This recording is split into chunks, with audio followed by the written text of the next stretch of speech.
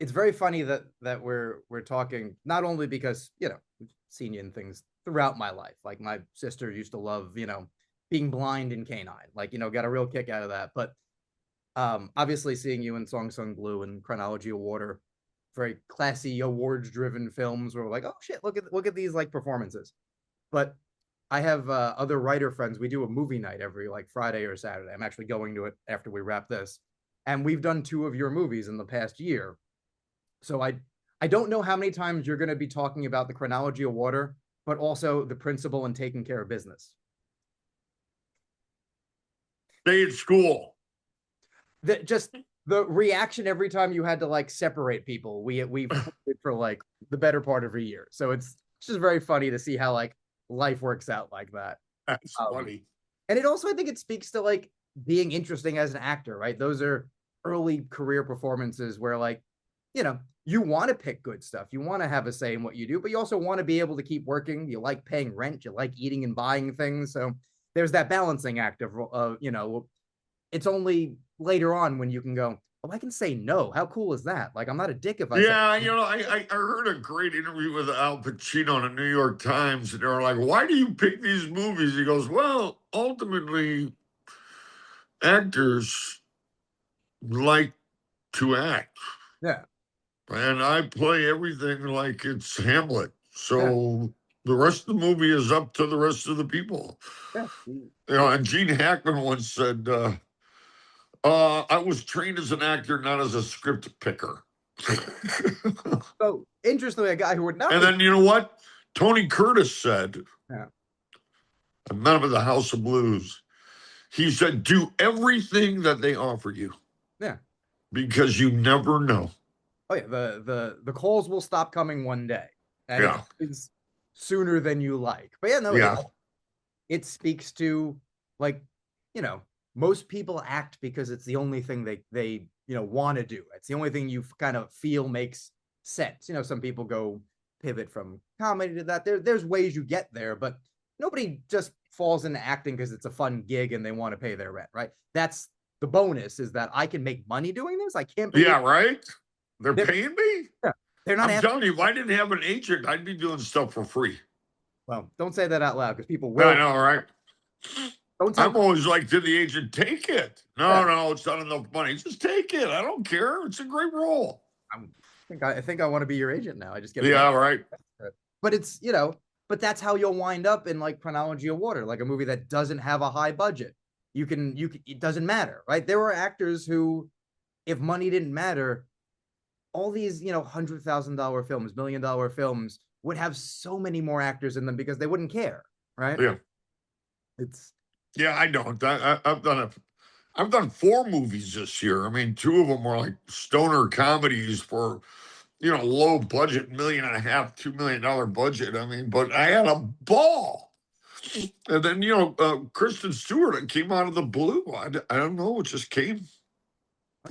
and getting to watch, for her, getting to watch someone who clearly has been directed by like great filmmakers and was paying attention, also kind of figure out what her style is going to be, and to be directed by an actor is always better. You're never going to get, She knew every breath in every take between the characters.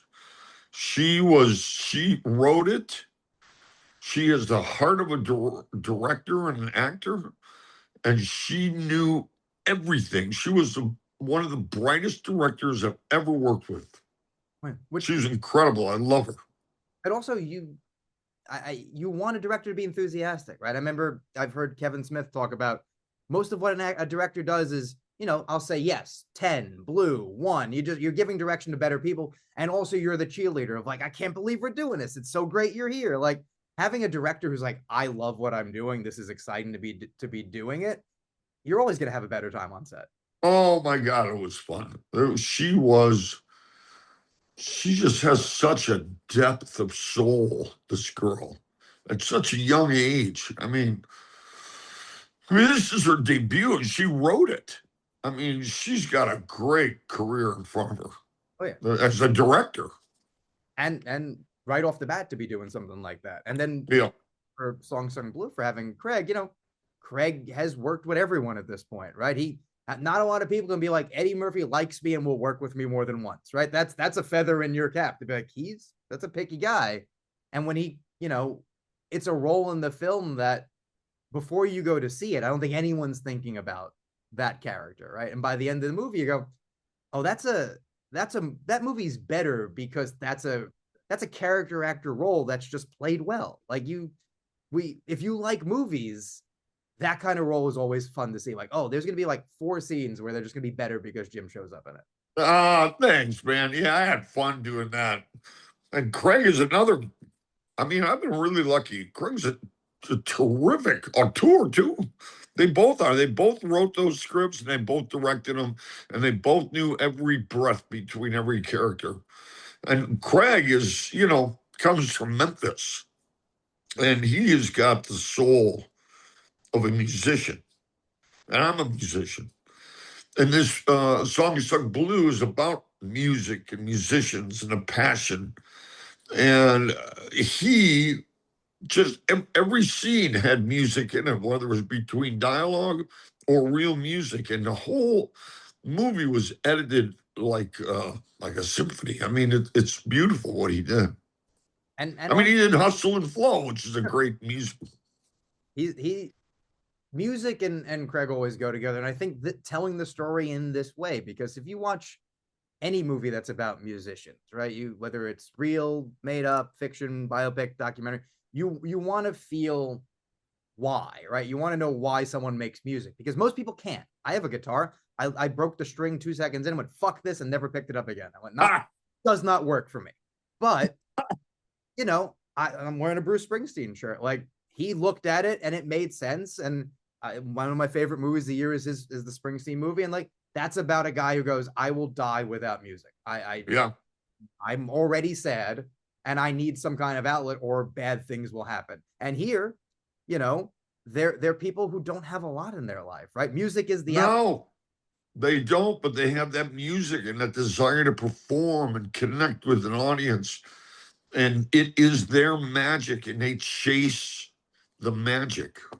Right. And the people around them, like your character, clearly someone who's like, I know a little bit about this world, so I can probably get you a gig. But as much as anything else, he's doing it because I can't really play music, but I want to be part of this. I want to be next to it. I want to be next to him. He saw the passion in Hugh Jackman's character, and he wanted he says it, I'd love the privilege to be with you with that passion. And even just the cast, the way this cast is such a, if it wasn't good, right, it would feel like Mad Libs, like, oh, Hugh Jackman, Kate Hudson, Jim Belushi, just like names, right? But because it all comes together so well, you are looking at like Hugh Jackman, a guy who can jump on Broadway and sing, right? But can also be a superhero, like is really funny in this and can look like someone who believably is not quite Neil Diamond, but you're like, an old lady in like sitting at the casino might turn around and go, yeah, passes, I'm happy. And yeah. And you just nailed it. I mean, you nailed the heart of that character, the passion. And how about Katie, man? She's a lioness of an actress, man. She just nailed it. That's, you have someone like that who obviously has an Oscar nomination, like she's amazing and Almost Famous, but people really are quick to underrate like a good romantic comedy, right? That's so easier just because it's not meant to make, award stuff, but like timing is timing, hitting your marks is hitting your marks, like still caring about a character. I would argue it's not harder necessarily for the filmmaker, but like for an actor, a rom-com will fail immediately if you don't believe the. Oh no, everything's it's like Pacino said, everything's Hamlet. Yeah, if you don't take it, also if you don't take it seriously, why would an audience member? Why? Right. You got paid to be fun. Right. Well, maybe not you. You don't seem to get like getting paid, but Yeah. Well, I'm glad I've gotten paid, but I just the desire is farther than the money. The money, I always tell people, I said, just follow your passion. The money will come. Yeah, if you're good. Yeah. If you're focusing on the money, you're going to make bad decisions. Just focus on the passion. The money will come.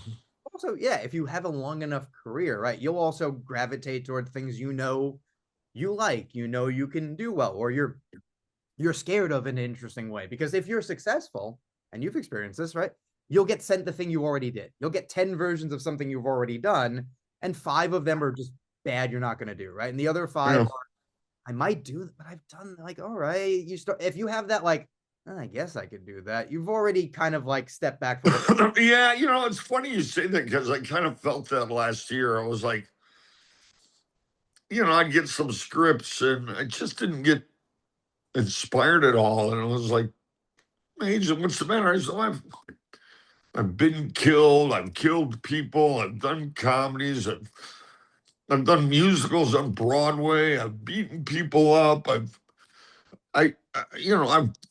I've worked with Oliver Stone, Walter Hill, Roman Polanski, uh, David Lynch. I said, don't bring me a gig. Yeah. Don't bring me a job. Bring me a gig. And these were definitely beautiful. I mean, really outside the box for me. Both smaller roles, but roles that I felt I could really resonate with and come across the screen. Yeah, and be excited, and be, even maybe a little bit nervous about, like, okay, I gotta like think about, like, that's exciting, like, like you said, jobs, there's nothing wrong with that, but you do a sitcom and it's fun for a little while, but at a certain Oh no, take that back. That was a ball.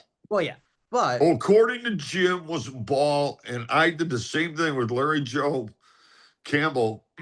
We treated every episode like we were doing, Hamlet. And we gave our best every show. We had a ball doing that. but that's why it lasts, like that, the risk, what I was saying was the risk in those is that it becomes the, like, oh, 9 to 5, I get up and I go to the set and I make a thing and I do that. No, not for Larry and I. No, Because because it got down to we really didn't have to come into work till Wednesday and shoot on Friday. But Larry and I would come in on Monday because we'd start working on gags, trying to figure out a physical comedy bit here and there, rewrite little scenes because we were just so thrilled with it. And the characters and the format was really fun. It was like doing, I come from Second City in improvisational theater, and so did Larry. He came from Second City. So we were able to create every week.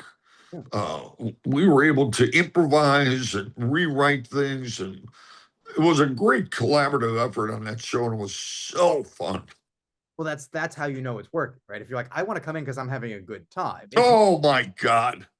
It's the people who go, oh, I don't have to come in until Wednesday. Great, I'll see you on Wednesday. That, like, oh, you're not as excited anymore about this. This has become, you could punch a clock anywhere at this point. Yeah, no, it was exciting to the very end.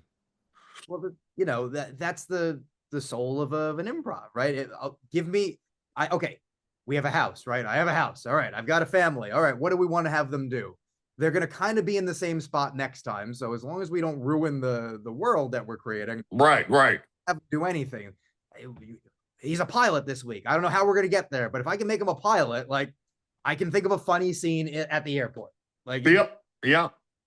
it's the Yeah. Oh man, that was so fun. And I try to bring that joy to everything I do. I do the Blues Brothers with Dan Aykroyd. We have so much fun. I'm really lucky that way because I always felt that my purpose is to make people feel good. But the way I did it was I find joy in all the pieces that I do. And when you find the joy, then you find the magic. And I always feel like I'm chasing the magic. And then when you work with people like Kristen Stewart or Craig Brewer, who are also on that path of finding the magic, you just kind of, go up in the carousel of magic with them. because there's no reason not to be overjoyed every day that you're on this set. Like, the even a little job, right? It's more money than, like, most people should be paid for. It's Right. pretend. If it's a dramatic role, you're like, this is kind of therapy. I can figure out whatever's going on in my head. Like, and if you surround yourself with people like that, they've also made the same choice. Like Kristen easily could have just been a movie star. Like they were happy Yeah. movie star. She Oh, she is filled with passion. She has got so much in that little body of hers. She's so tiny, and it's just full all the way to the skin of passion and desire. She's just, oh, she's so powerful. I remember I spoke to her once for one of her Woody Allen movies, which we don't need to talk about too much anymore. But it was in person. We were talking about something. Just as an aside, I had mentioned like the internet was mad about some review or something I'd written, and like I showed it to her, and she laughed. And you just saw in her head the like, "Yep, a lot of people like to have a lot of opinions about what you do," and you could tell even that. It's like I gotta just make stuff that I want to be a part of, because otherwise, I'm going to listen to them? I'm going to listen to people who are just mad at me for something? Yeah, no, I don't pay attention. I don't read it. I don't listen. I just, although I did listen to the variety review on Kristen's. That was probably the best review of my career. So that's the type of movie where you do want to know what people think, because also I imagine making it, you're like, I have no idea what this is going to look like. I trust her and I trust the scenes that I was in, but this could look like absolutely anything.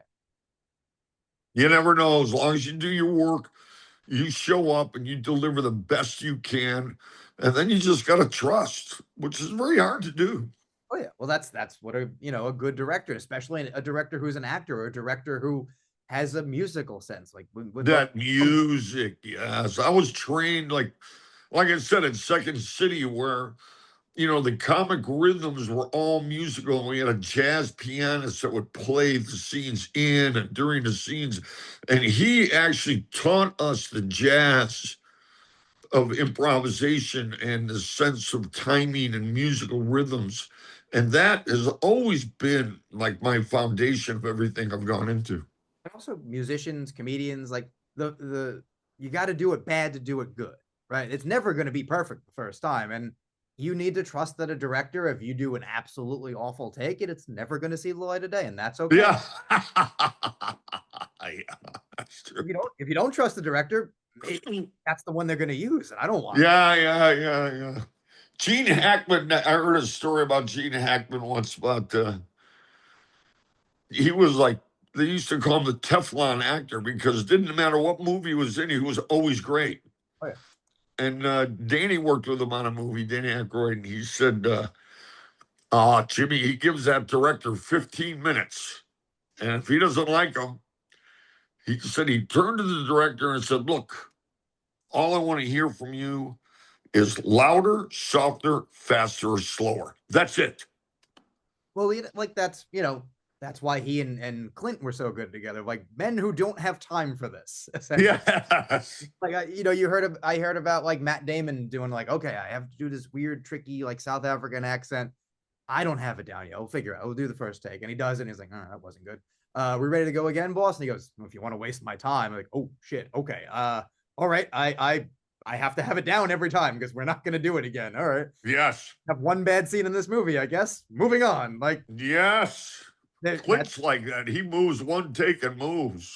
Yeah, like it's not my fault if you're bad. I'm gonna be good. Like yes, you got to be. I remember I worked with Walter Hill on Red Heat with Arnold Schwarzenegger, and Walter. I was going to go on to the next movie, which was Canine. Yeah, there you go. And Walter said to me, he goes, when I worked with Eddie Murphy and Nick Nolte on 48 Hours, I said to Nick, I said, look, this Eddie guy, I don't know what he's going to do. Yeah. But I'm going to tell you this, Nick. I'm going to print the take he's good in. Yeah, so you got to be good in every take. And then he said to me, he goes, you're going to work with the dog? He said, trust me. They're going to print the take that the dog is good in. Yeah. So you better be good in every take. I'm like, okay, Walter, thank you. You are number 2 on the call sheet. Just yes on that. You will get worse treatment than the dog. Yes. Oh no, the dog got great treatment. Yeah, that dog, because that's the funny part about those, right? The dog doesn't know he's in a movie, but the dog knows like there's a lot of things happening, and when I do this, good things happen. I'm just gonna do that every time. Like, oh yeah, yeah. This character's up to, but like, why does he repeat the same thing twice? I'm ready to go. Right. It's kind of an acting treat. It's funny. I did interview Walter Hill, and one of my favorite movies is Brewster's Millions, and he was like, you could tell he was like, haven't thought about that movie in a long time, but I'm glad you like it. I live in Coney Island. I'm looking at the Warriors outside, essentially. Oh, the Warriors. Wow, what a great movie that was. Wow, that blew me away, that movie. And You know, I started working with Walter. He said to me, you know, Jim, I really don't understand what you guys do. yeah, I don't understand how you can get in front of people. I don't understand acting at all. He goes, so in comedy, but I'll shoot you well. yeah, I will shoot you really well, but you got to do the rest. So, okay, Walter. Okay. you there everyone involved, right, is coming at it from a different angle, right? And Yep. everyone's kind of trying to figure out what the director has in their head. They have a picture in their head that nobody else has, right? And you want to get as close as you can. And the actors have this character in their head that nobody else knows about. And Yep. it's insane that anything gets made, let alone is good. So Right. you kind of just have to have a good time if you can. And the people who kill themselves making these things, I think sometimes don't realize the greats also have a good time. Like you don't, there are hard shoots and there were hard days, but I remember there was an event we did for The Irishman, right? They were revealing the trailer and like they had Scorsese cinematographer there. And we were talking to him and somebody asked something about um the Wolf of Wall Street, and he's like, "Oh, it was so much fun."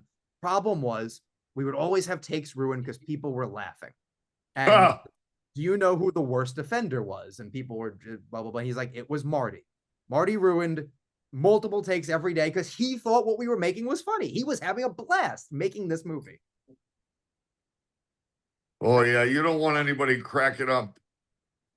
Unless you're in charge. I mean, there was a moment when that dog, I went to kiss the girl in Canine, Mel, and I went to kiss her on the couch, and the dog put his paw on my head and moved my head down. Yeah. And all I kept thinking in that moment was, I hope nobody laughs to blow this take because you only have one. Yeah. Yeah, you don't want anybody cracking up because it'll blow the magic. Oh yeah, like because again, can't direct the dog, can't be like, great, do that again. Because he's like, I don't know, I pay attention to me is all he was doing. Yeah, yeah, yeah.